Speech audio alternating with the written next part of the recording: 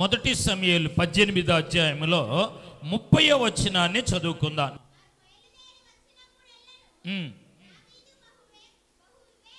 దావీదు బహు వివేకము కలిగి ప్రవర్తింపగా ఏమన్నాడండి? దావీదు ఎలాంటి ప్రవర్తనలో ఉన్నాడు అంటే వివేకము కలిగి ఉన్నాడు. స్తోత్రం గట్టిగా చెల్లిద్దామండి. గట్టిగా దేవుని నామాన్ని మహింపరుద్దాం. ఒకసారి చప్పట్లు గట్టిగా కొట్టి కూడా దేవునికి స్తోత్రాలు చెల్లిద్దాం.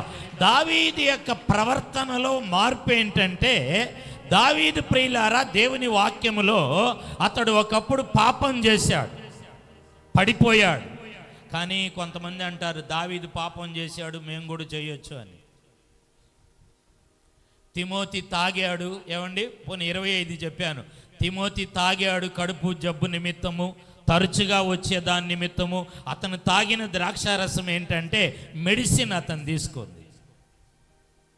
మనం కూడా తాగొచ్చు. బైబిల్లో, అదే బైబిల్లో రాయబడిన మాట ఏమిటంటే, వాక్యములో ప్రియులారా, దావీదు ఉరియా భార్య విషయములో తప్ప అన్ని విషయాల్లో సుబుద్ధి కలిగి యథార్థముగా సత్యముతో నడుచుకున్నాడు. ఇక్కడ అతని ప్రవర్తన ఏంటంటే వివేకము కలిగి ఉన్నాడు. స్తోత్ర. వివేకం కలిగి ఉన్నాడు కాబట్టి అంతమంది ఇశ్రాయేలీలు ఉన్న అన్నదమ్ముళ్ళు ప్రియులారా 7 ఉన్నా ఆ యుద్ధంలో ఎవరు సెట్ అయ్యారు? సౌలు దగ్గర చెప్పాల్సింది సౌలు దగ్గర చెప్పాడు. బాగా వినండి. ప్రవర్తన మార్చటం అంటే మందిరాలకు వచ్చి కూడా వారి ప్రవర్తన మారదు. సేవ చేస్తూ కూడా వారి ప్రవర్తన మారదు. వారు ఎన్ని సంవత్సరాలు ప్రార్థనలో ఎదిగినా వారి జీవితంలో వారి ప్రవర్తన మారదు. దావీదు యొక్క ప్రవర్తన మారింది. ఏంటంటే అతడు గాడు వివేకం కలిగి ఉన్నాడు. తండ్రి చెప్పగానే తీసుకున్నాడు. అన్న దగ్గరికి వెళ్ళాడు. వేడుక చూస్తానికి వచ్చావంటే మాట మాత్రం సెలవిచ్చానని తగ్గించుకొని తప్పించుకున్నాడు. వివేకాన్ని గురించి చెప్తున్నా. ఏమండి, సౌలు అన్నాడు, అబ్బాయి నువ్వు చిన్నవాడివి, నీకు బలం చాలదు. ఏమన్నాడు? నువ్వు చిన్నవాడివి, నీకు బలం చాలదు. కొద్ది సంఘమేమో, కొద్ది సేవ ఏమో, కొద్ది పరిచర్యేమో, కొద్ది జీతమేమో, కొద్ది బలమేమో. ఈరోజు అంటున్నాడు చాలదని ఎవరైనా అంటే, నా దేవుడు ప్రియులారా చాలని స్థితిలో నుండి బలం ఇచ్చేవాడు, చాలని స్థితిలో నుండి ఆశీర్వదించేవాడు. అప్పుడు దావీదు అంటాడు, నేను గొర్రెలు కాసుకునేటప్పుడు సింహాలను, ఎలుగుబంట్లను, తోడేళ్లను, పులులను చీల్చేశాను అన్నాడు.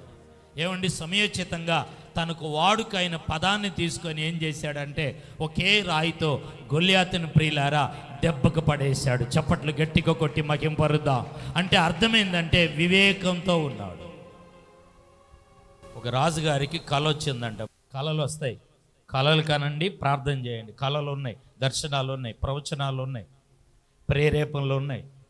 ఇక అర్థమవుతుందా? మొన్న అయ్యగారు, మన శశిబాబు గారు వచ్చారు, మాజీ నాయకులు. ఆయన మాట్లాడుతూ ఉంటే కొన్ని విషయాలు ప్రియులారా, ఆయన మామూలుగా సాధారణంగా మందిర విషయం మాట్లాడుతున్నాడు. స్వార్థికుడిగా ఉన్నాడు ఒకప్పుడు, ఇప్పుడు కాపరిగా తయారవుతున్నాడు. మంచిది, మందిరం ఇది ఎప్పుడో దేవుడు ఇచ్చాడు నాకు ఆలోచన.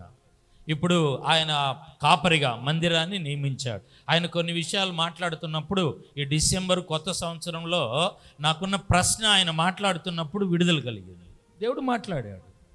మీకు అర్థమవుతుందో లేదో? ఎబ్రీ పత్రికలు ఏమంటాడు? పూర్వమందు పితరులతో నానా విధములుగా మాట్లాడిన దేవుడు అంతమందు కుమారుని ద్వారా మనతో కూడా ఏం చేస్తున్నాడండి? మాట్లాడతాడు. అంటే ఆ రాజుగారికి కల వచ్చిందంట. కల భావన చెప్పడానికి పిలవమంటే ఊరు నుంచి వచ్చారు. ఆ కల భావన ఏంటి అని అడిగాడు. ఒక ఆయన వచ్చి అన్నాడంట నిలబడి, ఏంటి మీకు వచ్చిన కళ అని. కళలో ఏం లేదయ్యా, నా పైన ఆ పళ్ళన్నీ ఊడిపోతా ఉన్నాయి కళలో అన్నాడంట. వెంటనే ఆ వచ్చిన మనిషి ఏం చెప్పాడంటే, నీ పళ్ళన్నీ ఊడిపోతూ ఉన్నాయి అంటే దానికి అర్థం ఏంటంటే, మీ ఇంట్లో వాళ్ళందరూ, మీ అమ్మ, మీ నాన్న, మీ భార్య, మీ పిల్లలు అందరూ నువ్వు చూస్తూ ఉండగానే చనిపోతారన్నాడు. వాళ్ళందరూ ఊడిపోతారన్నాడు. రాజుగారి కోపం వచ్చేసింది. నా కళ్ళ ముందు మా అమ్మ చనిపోయిద్దాం, మా నాన్న చనిపోతాడు, మా అక్క చనిపోయిద్దాం, మా కొడుకులు చనిపోతారా? కోపం వచ్చేసి ఇతను తీసుకెళ్ళి గారాగారంలో వేసి ఊరేసేసేయండి అన్నాడు. ఇంకొక మనిషి రెండో రోజు వచ్చాడంట. అంటే అతడు ప్రవర్తన, దావీదు ప్రవర్తన వివేకం కలిగి ఉండటానికి చెప్తున్నా. ఏమండి, ఇప్పుడు రెండో వ్యక్తి వచ్చాడంట. అతని భావన కూడా అదే. వాళ్ళ ఇంట్లో వాళ్ళందరూ ఏమవుతారు? చనిపోతారు. ఇతడు చూస్తూ ఉండగా. కానీ అతడు వివేకంగా ఎలా చెప్పాడో చెప్పనా? రాజా, ఏం లేదు, నీ ఇంట్లో ఉన్న వాళ్ళందరికన్నా, చెప్పండి అక్కడ ఉన్న వాళ్ళందరూ, నీ ఇంట్లో ఉన్న వాళ్ళందరికన్నా నీకు ఆయుష్ ఎక్కువ అన్నాడంట. అర్థమవుతుందా? అంటే దానికి అర్థమైంది, నువ్వు చూస్తుండగానే అందరూ పోతారు పటాపటామని. కానీ అలా చెప్పలా. ఏమన్నాడంటే వివేకంతో, వివేచనతో, ప్రియులారా, ఒకే మాట అన్నాడు కదా, నువ్వు నీ ఇంట్లో వాళ్ళందరికన్నా నీకు ఆయుష్ ఎక్కువ అనగానే రాజుగారికి సంతోషం వచ్చేసింది. వెండి బంగారాలు ఇచ్చి సాగనించాడంట. చూసారా, మన ప్రవర్తన ఏంటి మారేదంటే వస్త్రాలంకరణ కాదు, రంగు కాదు, మనము వివేకంగా ఉండాలి. ఇతడు ప్రవర్తన ఏంటంటే, అప్పుడు దేవుడు 1 సమూయేలు 12:22 ఏమన్నాడంటే, అతడు నా ఇష్టానుసారుడైన మనుషుడు. స్తోత్ర. ప్రియులారా, మన ప్రవర్తన మారితే, ప్రవర్తన మారితే మనం దేవునికి ఏమవుతామంటే ఇష్టలమవుతాం.